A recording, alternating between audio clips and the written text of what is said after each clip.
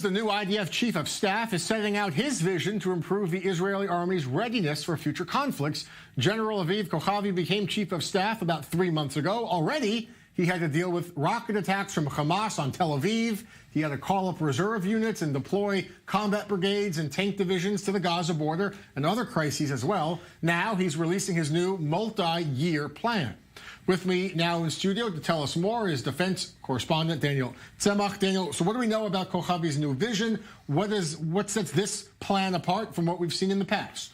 Well, there are a few major points here that we should look towards, and a few major changes that we're talking about. Really structural overhaul in the technological sphere largely, but also in regards to the way that these brigades operate. Now, Israel has been engaged in a larger plan. It's called the Gidon plan. It's been taking several years for them to incorporate the different changes that his predecessor, Gadi Eisenkot, had in store. But some consistent trends that we've seen are creating more synchronization between the Air Force, between intelligence. Part of Aviv Kochavi's plan is actually to establish a military headquarters for the Air Force and military intelligence to allow those sort of information sharing to be done more easily, more readily. Other things Why would you want a headquarters with military intelligence and the Air Force, let's say, rather than a different division, maybe ground forces? Why link those two together?